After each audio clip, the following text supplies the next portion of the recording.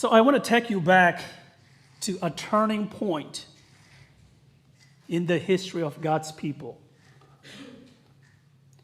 For years, Israel had experienced its golden age.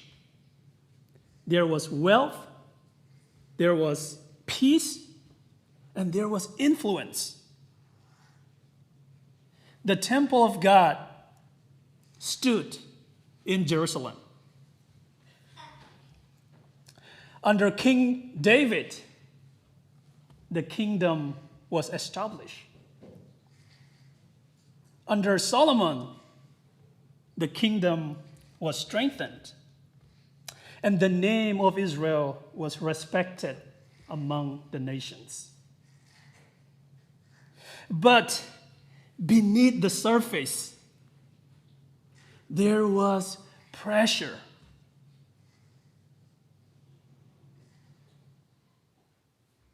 Pressure on heavy labor, heavy taxes.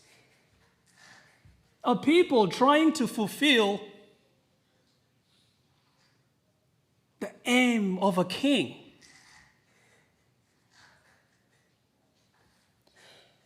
But then that King Solomon dies. Now imagine this moment. The throne is empty. And the people are watching. And the future of Israel depends on the next king. And here we have a new king in experience going to take the throne. Well, I think he's a little bit older than a young adult because he was 41 years old when he became a king. And his name is Rehoboam. You know, Rehoboam did not step into a weak kingdom. He stepped into a strong, well-established kingdom. But at the very moment he took over the throne, there was a problem that awaits him, a problem that confronts him. This is a chance where this new king will prove his leadership skill. This is a test for him, and the people are going to know who he is.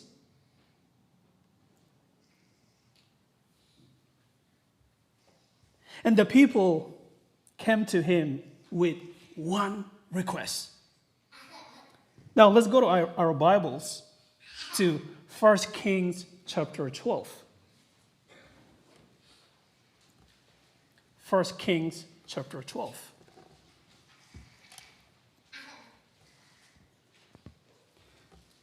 From verse 1. Rehoboam went to Shechem, for all Israel had gone there to make him king. When Jeroboam, son of Nebat, heard this, he was still in Egypt, where he had fled from King Solomon, and he returned from Egypt. So Rehoboam went to Shechem to be the king. And the people were going to see his inauguration, right? And there was a man who fled during the time of Solomon. As soon as he heard that they're going to have a new king, he comes back and convinced the people to ask him their request, to make a request to the new king. And this is what the Bible says. Verse 3. So they sent for Jeroboam, and he and the whole assembly of Israel went to Rehoboam and said to him, "Your father put a heavy yoke on us, but now lighten the harsh labor and the heavy yoke he put on us, and we will serve you." See, this is not a rebellion, right? This is not This is an opportunity for this new king to serve with humility, to lead by being a servant. This is the opportunity to unite the kingdom. You know, this is what I've been telling my friends because I am a new pastor. From my experience, I learned that not all conflicts are necessarily bad in the church. Because when you have conflicts, you want to work as a church to solve the issue. I get to talk to my elders more, right? Because I want to hear their ideas. And when you solve that issue as a team, as a church, it helps you to be united. It strengthens your bond, the friendship you have with your elders and your church members. And I think Rehoboam has the same opportunity here when the people came to him with the request. But here, the people were not asking for a king. They were asking for a servant, right? We will serve you. We will keep and see why they asked for a servant. In verse 5, Rehoboam answered, "Go away for 3 days, then come back to me." So the people went away. You know, to be fair, Rehoboam did something that looks very wise. You know why? Because he paused. He said, okay, come back in 3 days. Let me think about it. You know, as leaders, it is very important to learn how to pause, to discern on these issues, right? You know, I don't reply important text message right away as a new pastor.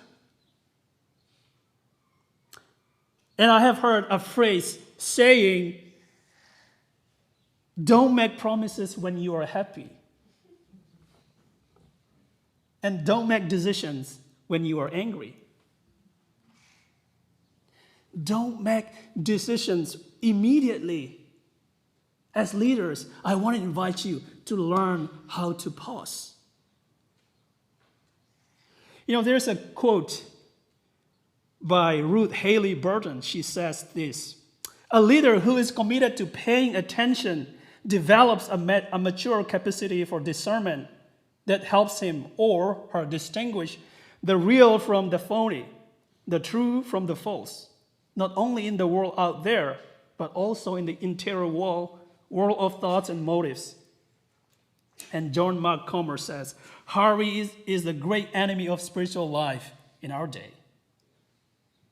You know, do you remember Moses? He tried to lead the people through his might, right?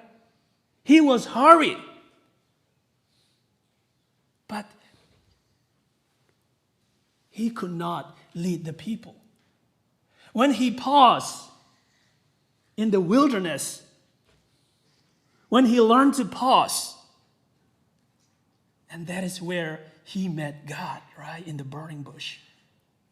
Moses had to learn how to pay attention to his surroundings.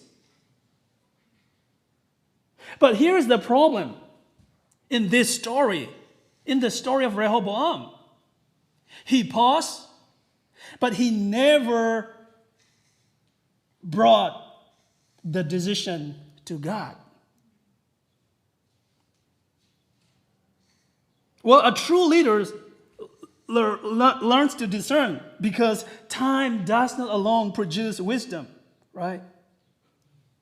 Discernment does. And as leaders, when we pause, let us remember to bring the matter to God.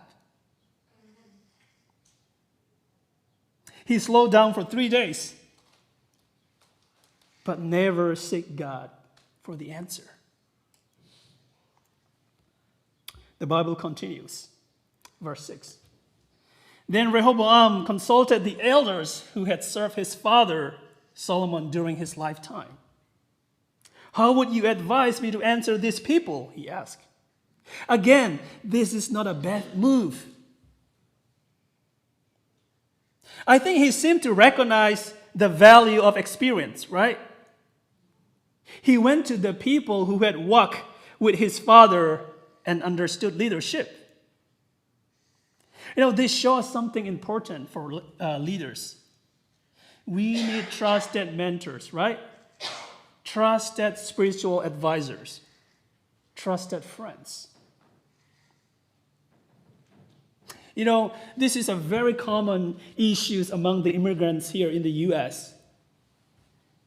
because I see that a lot of these new immigrant generation think their family or their parents or the elderly in the society community are not wise. You know why? Especially the kids. They will never bring their assignments to their parents. Why? Because they don't speak English. There might be some truth to that, but they are more experienced in life, right? They might not speak the language, but they have more experience in life. So go to your parents, go to the elderly people in your community. Trusted mentors, have them and talk to them. In verse 7, they replied, "If today you will be a servant to these people and serve them and give them a favorable answer, they will always be" what? Your servants. Did you catch that? This is the wisdom that they answer. There's wisdom in that. These elders, they have experience. They had watched David lead. They had served under Solomon. And they understood what it is like to be a leader. And their definition of leadership is clear. To lead is to serve. This is the heart of God's kingdom in the Bible.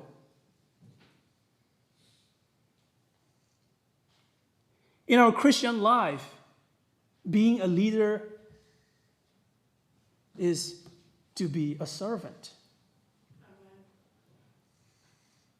When we come to the New Testament, we find the same truth in the words of Jesus. This is our key text this morning. This is a week before Jesus was crucified, right? He mentioned that he is going to die, and this is the third time. And two of his disciples came to Jesus, and they said, "Let one of us sit at your right hand and one on your left hand." And then the other 10 disciples get angry when they heard the request that they made to Jesus.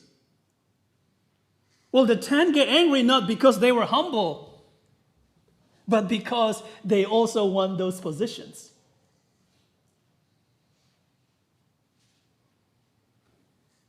And Jesus continues, "Yet it shall not be so among you, but whoever desires to be great among you shall be your servant, and whoever of you desires to be first shall be slave of all. For even the Son of Man did not come to be served, but to serve, and to give his life a ransom for many." In other words, the world is saying, lead by power, right? Control, lead by position. But Jesus says, lead by serving. So when the elders of Rehoboam answer, if you will be a servant, they were not just giving the advice. That is a principle that is rooted in God's kingdom. To lead is to serve. Many of us want to lead, but without becoming a servant. We want to have good positions, but we don't want to start from the base. I want to tell you my personal story, and this was back in Malaysia. I used to work at restaurants, Chinese restaurant. By the way, the Chinese food back home are way better. I'm just telling you the truth. So if you work at restaurants, the best position in the restaurant is to work in the kitchen. Because you got to learn how to handle your knife, right? It's a skill to work in the kitchen. The restaurants are huge in Asia. Sometimes some of those restaurants, they have a mini aquarium, and the fish are alive. And the customer come and pick one of those fish, and you have to prepare them while they are still there. They want to eat that fish. You got to be very, very quick. So in the kitchen, there is the head cook, the chef. And in Chinese, you call him shifu, right? That's the term for master in Chinese. A shifu, right? But to be a shifu, you can never go to his position and learn how to cook. You got to start from the lowest position that they have in the kitchen. What do you think that is? Yes, washing dishes. And then what? Janitor, right? And after 3, 4, 5, 7 years, depending on the restaurant, they will teach you how to handle the knife. How to throw your food in the wok pan, right? It's a big fire. It takes skills. It takes time to learn all those. I think that experience really taught me how to become a leader. You don't skip the steps to be a leader in God's kingdom. To lead is to serve. To be a leader is to be a servant. Many of us struggle with the very thing that makes leadership possible, and that is serving, right? Verse 8. But Rehoboam rejected the advice the elders gave him and consulted who? The young man who had grown up with him and were serving him. These men were probably from his contemporary friends, right? And I don't think this young man experienced or have the knowledge of the common people. And he asked them, what is your advice? How should we answer these people who say to me, lighten the yoke your father put on us? Rehoboam listened to the elders, but he did not like what they said. So he went to another group. And the young man who had grown up with him replied, these people have said to you, your father put a heavy yoke on us, but make our yoke lighter. Now tell them, my little finger is thicker than my father's waist. My father laid on you a heavy yoke. I will make it even heavier My father scorched you with whips, I will scorch you with scorpions. Rehoboam wasn't looking for wisdom. He was looking for agreement. And today we have a name for this. It is called advice shopping. It means you keep asking different people until someone finally tells you what you want to hear. We already made the decision. We are just looking for someone to approve it. As leaders, we can never do that. Humans are biased. Do you know that? Ask people, who is a good person to you? The majority of them will tell you a good person is someone who agrees my ideas. Someone who tells me the beautiful words, right? Politics, same thing. We want to vote who agrees with our ideas. And that is not totally wrong. And have you watched those crime investigation like documentaries? You have all the evidence. And the parents will say, my son will never do that. We are biased.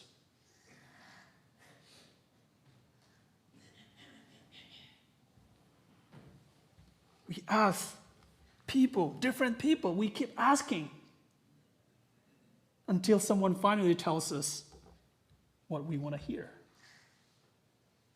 And as leaders, we don't want to do that.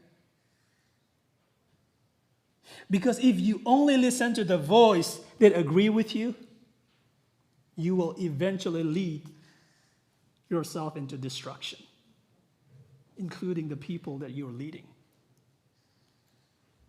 And 3 days later, Jeroboam and the people returned to Rehoboam as the king had said, come back to me in 3 days. And the king answered the people harshly, rejecting the advice given by the elders. He never prayed to God. He never bring the matter to God. He followed the advice of the young man and said, my father made your yoke heavy. I will make it even heavier. My father scorched you with whips. I will scorch you with scorpions. So the king did not listen to the people. We're talking about listening skill here as leaders, right? It was a disrespectful answer to the people. It was rude to say these phrases to his own people. In other words, he was a fool. And his father, Solomon, he was worried. King Solomon was worried about losing all his work under a foolish king. And this is exactly what happened under his own son. It became a reality because if we read Ecclesiastes chapter 2, verse 18 to 19, then I hated all my labor in which I had toiled under the sun, because I must leave it to the man who will come after me, and who knows whether he will be wise or a fool. Yet he will rule over all my labor in which I toil, and in which I have shown myself wise under the sun. This also is vanity. This is exactly what happened. The fear of Solomon became reality in Rehoboam.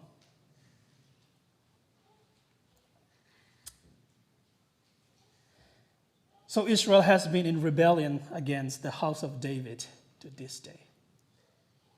Because of the Rehoboam's pride, because he rejected the wisdom, because he chose to lead without a servant's heart.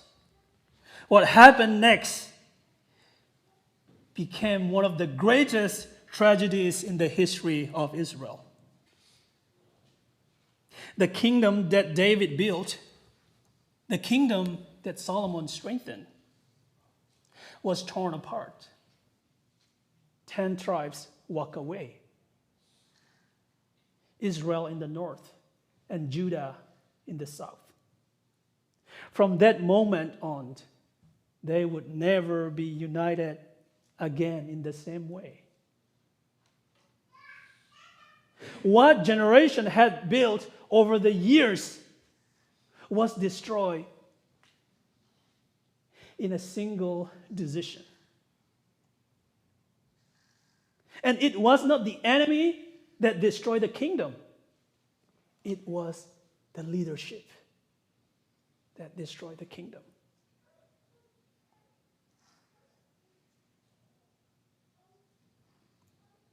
Nancy says here in her quotes, our culture is obsessed with being whole and feeling good. This drives affects even the way we view the Christian life. We want a painless Pentecost. We want a laughing revival. We want gain without pain. We want resurrection without going through the grave. We want life without experiencing death. We want a crown without going by the way of the cross. But in God's economy, the way up is down. And you and I will never meet God in revival until we first meet Him in brokenness.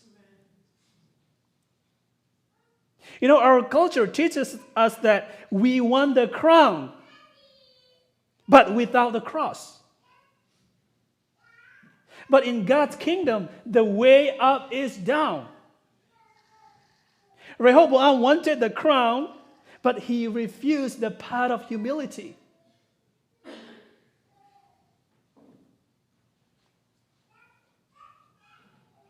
Church leaders, officers, I want to invite you to have a servant leadership mindset as we serve the church.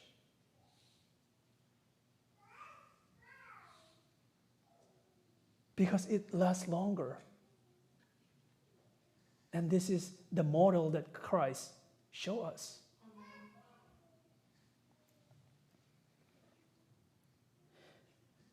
I want to go to John chapter 13. Again, this is the Thursday night before Jesus was crucified the next morning, right? John 13 is the very night, last night that Jesus spent time with his disciples. Verse 4. He rose from supper and laid aside his garments and took a towel and girded himself. So do you see the movement here? He rose, he laid aside, and he took up. And John is not just telling us a story here. He is using very specific words. When he said Jesus laid aside his garments, the Greek word is thithemi, right here. It means to lay down intentionally. The one who deserved the crown chose the towel. And here is where it gets powerful, because these are the same words that John or Jesus used in John chapter 10. And in John chapter 10, Jesus was talking about his death. And this is what it says. Therefore, my Father loves me because I lay down my life that I may take it again. I lay down, thithemi, my life, and that I may take it up, lambano, again. So, John is connecting the towel with the cross. In other words, what Jesus did with the towel in John 13, he will do with his life at the cross in John chapter 10. He lays down his life and he takes it up again. So when Jesus rose from the table, he wasn't rising to be served. He was rising up to lay down his life. He was already embracing the cross. And the towel is not just an act of service, it was a picture of sacrifice. And that is the kind of leadership Jesus calls us to be. Not a leadership that holds into power, but leadership that lays down his life, its life. So when we say we rise up, when we say rise up this morning, we are not talking about rising into a power or a position. We're talking about to lay down your pride, your ego, your rights, your need to be seen.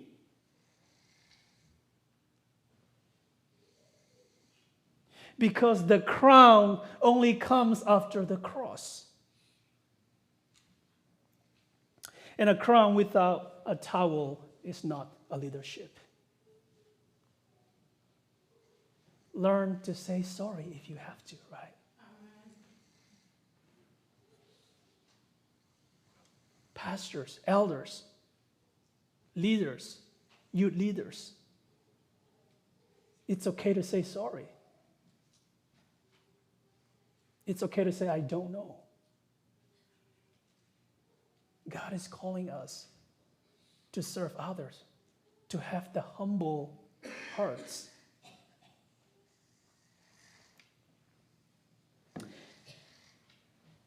You know, in our community back home, we often measure, how should I say, the quality of a person based on how often do they go to the pulpit or the stage. Because our life mostly circle, or the center of our life is the church. And as I visit home this year, one of the churches was having a problem, an issue. Because it was because of their leadership, because of the leaders. And I saw the chair of the church sitting on the pulpit and did nothing. And I talked to my friend, why was he there the whole time? And he said, because he's a leader. People have to see him. He needs to make sure that he is the leader of that church, that community. And one time, he was not elected to be the leader anymore. And guess what he did? He stopped going to church. I am not gossiping